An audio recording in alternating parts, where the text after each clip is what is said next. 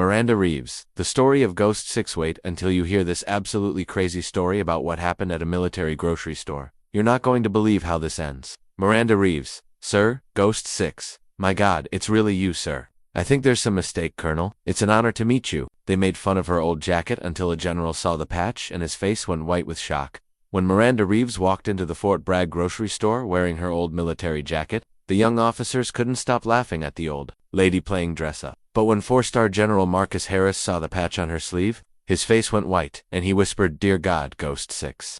The Fort Bragg grocery store was busy with the usual Saturday morning crowd of military families, buying groceries for the week. Bright lights buzzed overhead, making harsh shadows across rows filled with everything from cereal to soap. The checkout lines moved along as cashiers scanned items while kids pulled at their parents' uniforms and wives compared prices on their phones. Near the front door, a small sitting area gave people a place to gather where off-duty soldiers often stopped to chat. Their talking mixed with the background noise of shopping carts and scanner beeps that made the soundtrack of military family life. Miranda Reeves, age 58, moved through the grocery store with the quiet skill of someone who liked to stay unnoticed. Her gray hair was pulled back in a simple ponytail, and she wore regular clothes except for one thing that made her different from other shoppers: an old military jacket that had seen better days. The jacket's original color was barely visible. After years of wear, and its patches were so old that most people couldn't figure out what they meant, two people just looking, Miranda seemed like any other retired military person doing her weekly shopping. She kept her head down, only spoke when she had to talk to store workers, and moved through her routine with the practiced invisibility of someone who had spent years avoiding attention. What the other shoppers didn't know was that Miranda carried secrets that had shaped military operations for over 20 years. The worn patches on her jacket represented service in units so secret that only a few people in the Pentagon even knew they existed. The jacket itself was more than just clothing to Miranda. It was a connection to a past she couldn't talk about, and friends she couldn't publicly honor. It was a real reminder of sacrifices that would never be officially recognized. As Miranda made her way through the fruit and vegetable section, she heard snickering from a group of young officers near the deli counter. Second Lieutenant Brad Morrison and First Lieutenant Sarah Chen were pointing in her direction, their conversation loud enough to be heard by nearby shoppers. "Look at that old lady trying to look military," Morrison said, clearly amused. "The jacket's probably older than we are." Miranda had dealt with this kind of making fun before. People who saw her age and gender and thought she was either a military wife, playing dress-up, or a veteran from some non-fighting support job who was trying to appear more important than she really was. Miranda stopped at the milk section, pretending to look at milk prices while the young officers kept making comments.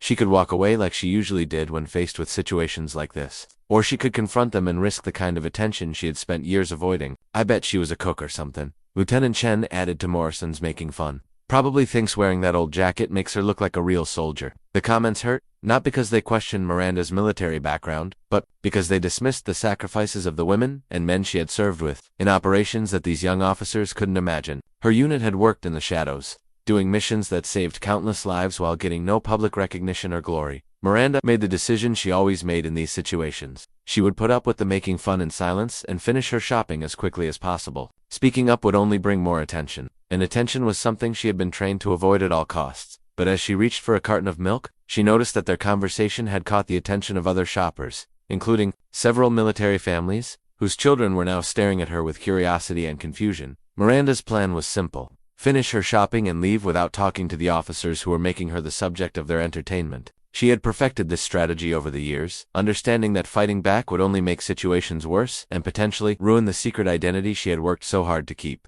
As she moved through the store, however, the young officers seemed to be following her, their comments getting louder and more pointed. Morrison had apparently decided that making fun of an elderly woman in a military jacket was the highlight of his Saturday morning entertainment. "Hey ma'am," Morrison called out as Miranda got close to the checkout line. "Where do you serve?" "The 20 mess hall at Fort Kitchen." His joke made Lieutenant Chen and several other young soldiers who had gathered to watch laugh. Miranda felt the familiar weight of loneliness that came with carrying secrets no one could know, serving in ways no one could recognize, and sacrificing in silence while others got credit and recognition. She had two choices: respond to the teasing and risk exposing herself, or continue to put up with the embarrassment while protecting the secret nature of her service. For Miranda, the choice had always been clear. The mission came first. Even years after retirement, Miranda reached the checkout line and began putting her items on the moving belt, hoping that actually completing her purchase would signal an end to the unwanted attention. The cashier, a young woman who seemed to be a military wife, gave Miranda a sympathetic look that suggested she had seen the entire thing. "Thank you for your service." the cashier said quietly as she began scanning Miranda's items. The simple recognition meant more to Miranda than the young woman could have known, but it also brought another round of snickers from Morrison and his growing audience. "Service," Morrison said loudly. "What service?" "Serving coffee to real soldiers." Miranda's hands tightened on her purse as she fought the urge to respond. She had faced enemy fire, classified operations, and made decisions that had saved lives and changed the course of military history. But she couldn't defend herself without breaking promises she had made in security. Clearances that were still active even in retirement. The cashier's face hardened as she heard Morrison's comment. "Sir, I think you should show some respect. This lady is obviously a veteran." "Veteran of what?" Morrison replied. "The typing pool?" The situation got worse when Morrison, encouraged by the laughter of his friends, decided to approach Miranda directly. His swagger and obvious enjoyment of the attention he was getting from other shoppers showed a young officer who had never faced real trouble or learned the humility that came with genuine combat experience. "Ma'am, I'm curious," Morrison said, positioning himself where Miranda couldn't avoid him. "What unit were you in? I'm trying to figure out what those patches on your jacket represent, but they're so faded I can't make them out." Miranda looked up at the young lieutenant, seeing in his face the kind of arrogance that came from book learning without real-world experience. She could have ended his making fun with a few words about her actual service record, but doing so would break security rules that had controlled her life for decades. "I served," Miranda said simply, her voice carrying a quiet authority that momentarily made Morrison pause. "Served where?" Morrison pressed, apparently not recognizing the warning in Miranda's tone. "Served how?" "Because that jacket looks like something you picked up at a thrift store." The accusation that she was wearing a military jacket she hadn't earned was the deepest insult Morrison could have given, striking at the heart of military honor and integrity. The confrontation had drawn a crowd of shoppers, including several senior enlisted people who were beginning to look uncomfortable with Morrison's behavior. Staff Sergeant Maria Rodriguez, a veteran of 3 deployments to Afghanistan, stepped closer to watch the exchange with obvious disapproval. "Lieutenant Rodriguez said," her voice carrying the authority of someone who had earned her rank through experience rather than education, "maybe you should back off." But Morrison was too caught up in his performance to recognize the warning. "Sergeant, I'm just trying to understand what this lady's story is. She's wearing military insignia, but she won't say where she served." Lieutenant Chen, who had been enjoying the show, began to look uncertain as she noticed the expressions on the faces of the more senior people who were watching. Something about Miranda's bearing and the way she carried herself suggested that Morrison might be making a serious mistake. "Brad," Chen said quietly, "maybe we should just go." But Morrison was committed to his course of action. "No, I think people have a right to know if someone is lying about their military service." Stolen valor is a serious issue. The accusation of stolen valor sent a wave of tension through the gathered crowd as everyone understood how serious such a charge was. The atmosphere in the grocery store changed dramatically when the automatic doors opened and General Marcus Harris entered with his aide. The 4-star general was making an informal visit to the base, and his presence immediately commanded attention from everyone in the store. General Harris, age 62, was a legend in special operations circles, having commanded some of the military's most sensitive missions over a career spanning for decades. His reputation for integrity and his encyclopedic knowledge of military personnel made him one of the most respected officers in the Army. As he moved through the store, acknowledging the salutes and greetings of personnel, his eyes fell on the commotion near the checkout lines. What he saw made him stop in his tracks. A woman in a faded military jacket being confronted by a young lieutenant who was clearly out of his depth. But it wasn't the confrontation that froze General Harris in place. It was the patch on Miranda's jacket that he could see clearly from his position. The patch was so faded that most people couldn't make out its details. But General Harris recognized it immediately because he had authorized the unit it represented and had personally briefed its members on missions that remained classified. To this day, General Harris approached the group with the measured stride of someone who was about to deliver a lesson that would be remembered for years.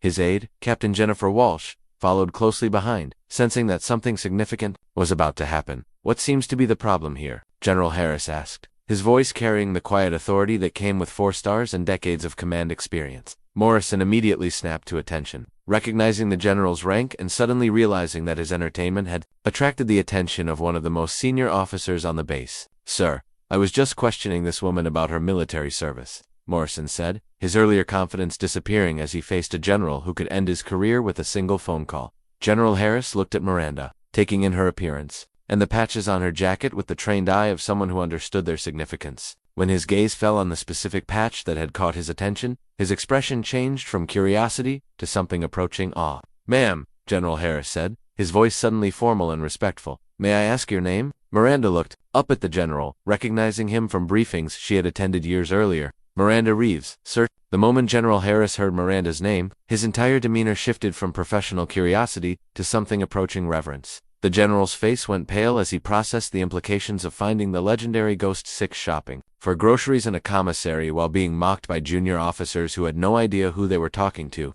Ghost 6, General Harris whispered, using the call sign that had been known only to the highest levels of military command. Dear God, it's really you. The use of the classified call sign sent shockwaves through the gathered crowd. Even the junior officers who had been enjoying Morrison's performance began to realize that something far beyond their understanding was unfolding before them. Miranda's eyes widened as she heard her old call sign spoken aloud for the first time in over a decade. The general's recognition meant that her cover of anonymity was about to be shattered and that the secret she had protected for so long might finally be exposed. Sir, Miranda said quietly, I think there's been some confusion, but General Harris wasn't confused. He had studied the classified files of Operation Nightfall, the mission that had made Miranda Reeves a legend in special operations circles. He knew about the impossible choices she had made, the lives she had saved, and the sacrifices that had earned her a place in the most classified halls of military honor.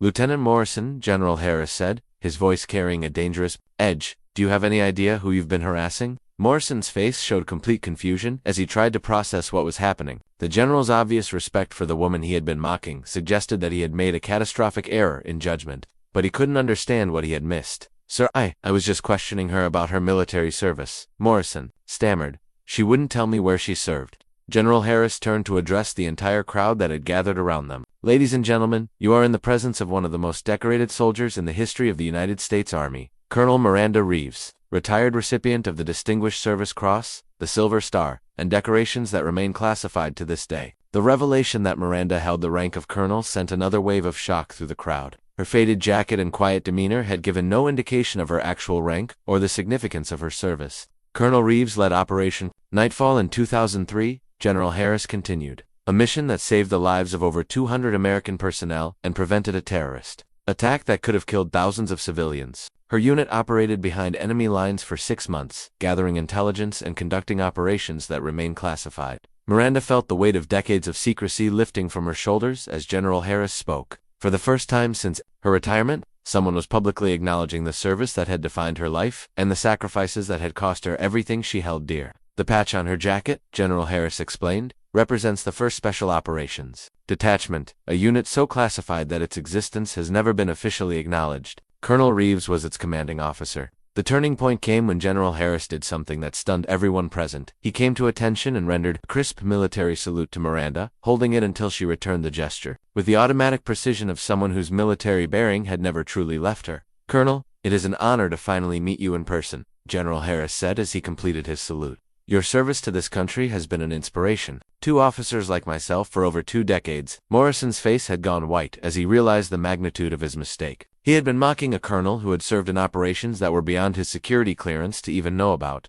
let alone understand. Sir, Morrison said, his voice barely above a whisper. I didn't know, I'm sorry. But General Harris wasn't finished. Lieutenant, your behavior today has been a disgrace to the uniform you wear and an insult to every veteran who has served this country with honor. You will report to my office Monday morning to explain why you thought it was appropriate to mock a senior officer and decorated veteran. The public dressing down of Morrison served as a powerful reminder to everyone present about the importance of respect and the dangers of making assumptions about people based on their appearance. As the crowd in the commissary began to disperse, General Harris asked Miranda if she would be willing to speak with him privately about her experiences and the current state of special operations training. The request represented an opportunity for Miranda to step out of the shadows and contribute to the military community in ways she had never been able to do during her classified service. Colonel, we have a new generation of officers who need to understand what real leadership looks like, General Harris explained. Your experiences could provide invaluable lessons for the next generation of special operations personnel. Miranda found herself facing a choice that would define the rest of her life. She could return to her quiet anonymity, continuing to carry her secrets in silence,